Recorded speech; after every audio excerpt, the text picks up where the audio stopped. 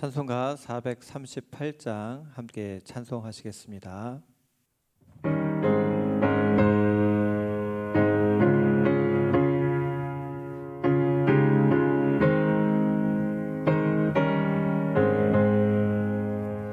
내 영혼이 은총 입어 중한 죄짐 벗고 보니 슬픔 많은 이 세상도 천국으로 하도다.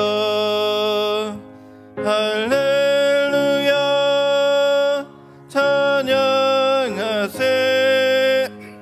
내 모든 죄 사함받고 주 예수와 동행하니 그 어디나 하늘나라. 주의 얼굴 뵙기 전에 멀리 뵈던 하늘나라. 내 마음속에 이루어지니 날로 날로 가깝도다. 할렐루야 찬양하세. 내 모든 죄 사함받고 주 예수와 동행하니 그 어디나 하늘나라. 높은 산이 거친 들이 조막이나 큰 거리나 내 주 예수 모신 곳이 그 어디나 하늘나라. 할렐루야 찬양하세. 내 모든 죄 사함받고 주 예수와 동행하니 그 어디나 하늘나라. 우리 함께 기도하실 때 명절에 오가는 이들의 안전을 구하며 기도하시겠습니다. 첫 번째로 명절의 끝자락에 가정으로 돌아가는 발걸음을 안전하게 지켜주시고 추운 날씨 가운데서도 건강하고 평안한 쉼이 있도록 기도하겠습니다. 그리고 바쁜 일정 가운데서도 주님과의 교제를 잊지 않게 하시고 주님과 함께하는 믿음의 가정이 되도록 붙들어 달라고 우리 함께 중보하며 기도하겠습니다. 사랑과 은혜가 많으신 아버지 하나님, 귀한 명절을 우리에게 허락하여 주시고 은혜 가운데 함께 교제하며 오고 가는 가운데 귀한 만남을 갖게 하시니 감사합니다. 이제 명절을 마치게 됩니다. 하나님, 가정으로 돌아가는 모든 발걸음과 삶의 방향 가운데 하나님의 보호하심과 인도하심으로 평안이 있도록 인도하여 주시고, 하나님, 올해를 시작할 때 서로 축복하고 귀하게 여기는 그런 마음, 또 오가는 소식들이 계속해서 풍성하게 이어질 수 있도록 인도하여 주옵소서. 날씨가 매우 춥습니다. 하나님, 건강 지켜주시고 또한 일터로 돌아가기에 앞서서 그 마음의 평안함과 쉼과 활기를 가지고 다시금 힘있게 주어진 일들을 잘 감당케 하여 주옵소서. 여러 가지 오가는 중에 바쁜 시간을 보내고 있지만 그 가운데서도 우리의 심령이 주님을 잊지 않게 하시고 주님을 바라보게 하시고 항상 주님과의 교제가 아름답게 이어질 수 있도록 인도하여 주시며 가정이 올해 더욱더 주님을 경외하고 사랑하고 예배하고 충성하는 귀한 믿음의 가정이 될 수 있도록 붙들어 주옵소서. 모든 말씀 예수님의 이름으로 간절히 기도드립니다. 아멘. 오늘 보실 말씀은 마가복음 5장 말씀을 세 번역으로 교독하시겠습니다. 그들은 바다 건너편 거라사 사람들의 지역으로 갔다. 예수께서 배에서 내리시니 곧 악한 귀신 들린 사람 하나가 무덤 사이에서 나와서 예수와 만났다. 그는 무덤 사이에서 사는데 이제는 아무도 그를 쇠사슬로도 묶어둘 수 없었다. 여러 번 쇠고랑과 쇠사슬로 묶어 두었으나 그는 쇠사슬도 끊고 쇠고랑도 부수었다. 아무도 그를 휘어잡을 수 없었다. 그는 밤낮 무덤 사이나 산속에서 살면서 소리를 질러대고 돌로 제 몸에 상처를 내곤 하였다. 그가 멀리서 예수를 보고 달려와 엎드려서 큰 소리로 외쳤다. 더없이 높으신 하나님의 아들 예수님, 나와 무슨 상관이 있습니까? 하나님을 두고 애원합니다. 제발 나를 괴롭히지 마십시오. 그것은 예수께서 이미 그에게 악한 귀신아 그 사람에게서 나가라 하고 명하셨기 때문이다. 예수께서 그에게 물으셨다. 내 이름이 무엇이냐? 그가 대답하였다. 군대입니다. 우리의 수가 많기 때문에 붙여진 이름입니다. 그리고는 자기들을 그 지역에서 내쫓지 말아달라고 예수께 간청하였다. 마침 그곳 산기슭에 놓아 기르는 큰 돼지떼가 있었다. 귀신들이 예수께 간청하였다. 우리를 돼지들에게로 보내셔서 그것들 속으로 들어가게 해 주십시오. 예수께서 허락하시니 악한 귀신들이 나와서 돼지들 속으로 들어갔다. 거의 2,000마리나 되는 돼지떼가 바닷속으로 비탈을 내리달아 바다에 빠져 죽었다. 돼지를 치던 사람들이 달아나 읍내와 시골에 이 일을 알렸다. 사람들은 일어난 일이 무엇인지 보러 왔다. 그들은 예수에게 와서 귀신 들린 사람 곧 군대 귀신에 사로잡혔던 사람이 옷을 입고 제정신이 들어 앉아 있는 것을 보고 두려워하였다. 처음부터 이 일을 본 사람들은 귀신 들렸던 사람에게 일어난 일과 돼지떼에게 일어난 일을 그들에게 이야기하였다. 그러자 그들은 예수께 자기네 지역을 떠나달라고 간청하였다. 예수께서 배에 오르실 때에 귀신 들렸던 사람이 예수와 함께 있게 해달라고 애원하였다. 그러나 예수께서는 허락하지 않으시고 그에게 말씀하셨다. 내 집으로 가서 가족에게 주님께서 너에게 큰 은혜를 베푸셔서 너를 불쌍히 여겨주신 이를 이야기하여라. 그는 떠나가서 예수께서 자기에게 하신 일을 데가볼리에 전파하였다. 그리하니 사람들이 다 놀랐다. 예수께서 배를 타고 맞은편으로 다시 건너가시니 큰 무리가 예수께로 모여들었다.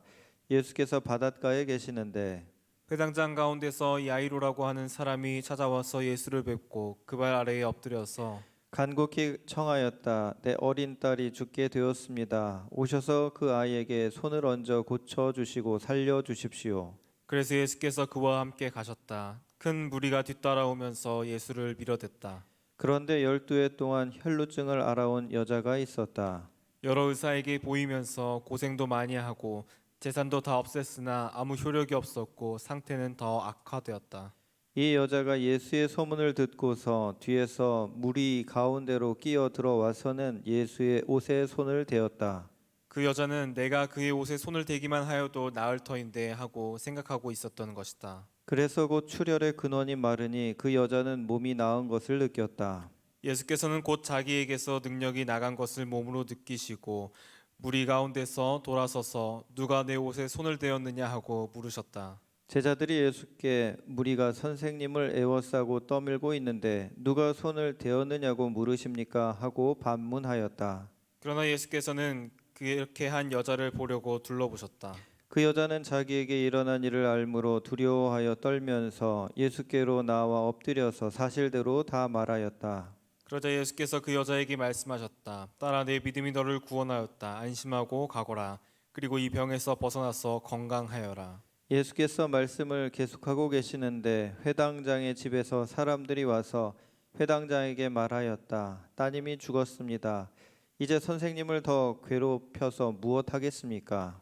예수께서 이 말을 곁에서 들으시고서 회당장에게 말씀하셨다. 두려워하지 말고 믿기만 하여라. 그리고 베드로와 야고보와 야고보의 동생 요한밖에는 아무도 따라오는 것을 허락하지 않으셨다. 그들이 회당장의 집에 이르렀다. 예수께서 사람들이 울며 통곡하며 떠드는 것을 보시고 들어가셔서 그들에게 말씀하셨다. 어찌하여 떠들며 울고 있느냐? 그 아이는 죽은 것이 아니라 자고 있다. 그들은 예수를 비웃었다. 그러나 예수께서는 그들을 다 보내신 뒤에 아이의 부모와 일행을 데리고 아이가 있는 곳으로 들어가셨다. 그리고 아이의 손을 잡으시고 말씀하셨다. 달리다굼. 이는 번역하면 소녀야 내가 네게 말한다. 일어나거라 하는 말이다. 그러자 소녀는 곧 일어나서 걸어다녔다. 소녀의 나이는 12살이었다. 사람들은 크게 놀랐다. 예수께서 이 일을 아무에게도 알리지 말라고 그들에게 엄하게 명하시고 소녀에게 먹을 것을 주라고 말씀하셨다. 아멘. 명절 잘 보내셨습니까? 오늘 마지막 날 명절도 복되게 즐겁게 보내시길 바랍니다. 날씨가 굉장히 추워졌죠. 각별히 건강에 유의하시고요. 또 이런 시기 가운데 계속해서 주님 바라보는 그 삶이 끊임없이 잘 이어지시기를 소망합니다. 복음서에서는 예수님이 어떤 분이신지에 대해서 생생하게 우리에게 알려주고 있습니다. 오늘 읽은 마가복음 5장에는 크게 세 가지 사건이 나오는데 귀신을 몰아내신 일, 그리고 혈루증 앓는 여인을 고쳐주신 일, 그리고 야이로의 죽은 딸을 살리신 그런 일이 나옵니다. 근데 사실 5장 바로 전에 마가복음 4장 35절부터는 풍랑을 잠잠케 하시는 이야기가 나오지 않습니까? 그러면 그 이야기부터 오늘 읽은 이야기까지 크게 네 가지 분야에서 예수님의 그 사역의 중요한 일들을 이제 이야기하고 있는 것입니다. 자연을 이렇게 정복하시고 다스리시는 분이라고 선언하고 있고요. 그리고 귀신들을 정복시키고 귀신들이 벌벌 떠는 분이 바로 우리 주님이심을 알려주고 있고요. 그리고 질병과 죽음까지도 예수님께서는 다스리신다라는 것을 보여주는 그 큰 네 가지 종류에 있어서 대표적인 사건들을 언급하는 부분들이 이제 4장 말미와 5장에 걸쳐서 나오고 있는 것입니다. 예수님께서 거라사 지방으로 가셨다라고 되어 있습니다. 근데 여기는 어쩌다 그냥 가게 되신 것이 아니라 일부러 그곳으로 가셨음을 우리가 보게 됩니다. 왜냐하면 거기에는 귀신 들린 한 남자가 있었기 때문입니다. 근데 귀신 하나도 아니고 군대라고 할 정도로 한 6천이라는 수를 가리키는 거거든요. 엄청난 많은 수의 귀신이 들린 그 사람, 정말 고통스럽게 지내는 그 사람을 위해서 예수님은 그곳에 찾아가신 것입니다. 그때 귀신들이 얘기합니다. 예수님을 알아보죠. 벌써 오시냐고, 아직 때도 안 되지 않냐고. 참 귀신들이 예수님을 기가 막히게 알아채죠. 그러면서 벌벌 떱니다. 자신들 벌써 이 지옥에 떨어지면 안 되는데 막 자기들이 망할 것 알고 있거든요. 그래서 망할 것 알기 때문에 어떻게 해서든지 더 발악을 하는 건데 예수님이 벌써부터 오시니까 얼마나 혼비백산했겠습니까? 자, 그런데 귀신들도 알아보는 이 예수님을 많은 사람들이, 대부분의 사람들이 예수님을 몰랐다라는 사실입니다. 그 당시에 제자들이라고 할지라도 너희는 나를 누구로 하느냐라고 물어보시기까지 하셨지만 예수님이 잡으셨을 때 다 떠나지 않았습니까? 우리가 예수님을 안다라고 할 때 얼마큼 알고 있는가, 또 얼마큼 귀히 여기고 있는가. 귀신보다도 우리가 예수님을 몰라서야 되겠습니까? 귀신보다도 우리가 예수님에 대해서 정말로 그렇게 귀하게 여기는 마음이 덜해서야 되겠습니까? 적어도 귀신하고는 비교 대상이 안 돼야 되지 않겠습니까? 우리가 예수님이 십자가에 달리셔서 돌아가시고 이런 고난을 당하셨다는 얘기를 참 많이 들어요. 그런데 예수님은 그 고난을 우리를 위해서 당하고 참으시고 인내하시면서 그렇게 하신 것이지, 예수님은 그렇게 당할 분은 아니시잖아요. 만왕의 왕이시고 만주의 주 아니십니까? 모든 만물을 지으셨고 다스리시는 분이 우리 예수님이시고, 이제 다시 오시는 예수님은 모든 만물을 심판하시는 심판주로 오신다라고 그렇게 기록되어 있습니다. 우리가 예수님을 생각할 때 십자가에 달리신 예수님만이 아니라 이 마가복음에서 선포하는 예수님 뭡니까? 능력 있는 예수님이라는 거예요. 그냥 고난 당한 분으로만 생각하지 말라는 겁니다. 능력이 많으신 우리 주님, 그 주님을 생각하면서 어려움이 있을 때 예수님이 찾아오셨거든요. 이 귀신 들린 그 사람을 위해서 예수님은 거라사 지방으로 가신 겁니다. 우리가 우리 힘으로 문제를 해결할 수 없고 그 안에 주저앉아서 그 이리저리 그냥 휘둘리는 상황 가운데 있다 하더라도 우리 주님은요 그 자리에 찾아오신다는 얘기입니다. 찾아오셔서 우리에게 손을 내미시고 우리를 붙들어 주시고 우리를 안으시고 그 절망의 한 구렁텅이에서 우리를 건져주시는 분이심을 믿으시기 바랍니다. 그래서 이 사람은 예수님의 능력으로 귀신이 다 물러갔습니다. 근데 물러갈 때 돼지떼에 이제 들어갔거든요. 그러니까 돼지 치는 사람들이 그곳에 이제 있었는데 아무튼 돼지들이 죽었으니까 그곳에 굉장히 그 큰 실망을 한 겁니다. 아니 예수라는 사람 때문에 이런 돼지떼가 다 몰살하게 됐는데 이게 예수라는 사람이 있으면 더 큰 재앙이 있겠구나 이런 얘기를 하는 거죠. 자, 예수님이 오셔서 놀라운 일을 행하셨지만 영혼이 자유케 됐고 정말로 해방을 얻었어요. 그런데 이 일을 기뻐하지 않는 사람들도 있다는 사실입니다. 예수님이 기적을 행하셨을 때 모든 사람들이 다 즐거워한 게 아니에요. 바리새인들은 어떻게 했습니까? 안식일 날 병을 고쳐준 것에 대해서 분노했습니다. 왜 하필 안식일이요? 다른 날도 많이 있는데 라고 하면서 예수님이 안식일에 병 고침에 대해서 아주 적대하고 죽이려고 들지 않았습니까? 기적을 봤을 때요 사람들의 반응이 다 좋은 쪽으로 나오지 않는다는 것, 이게 아이러니 같은 일이라고 생각합니다.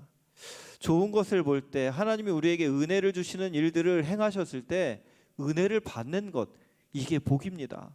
근데 그걸 보고도요 이게 불편하고 힘들고 이게 시험거리가 된다면 이거야말로 참 어처구니 없는 일 아니겠습니까?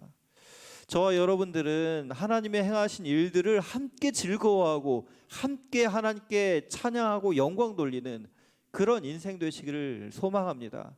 그것이 설령 나한테 어떤 불이익과 어려움이 올지라 하더라도 하나님이 놀라운 일 앞에서는 엎드려서 경배하면서 하나님은 정말 위대하신 분이십니다 선포하는 것, 이것이 바로 믿음 있는 사람들의 귀한 모습이라고 할 수가 있습니다.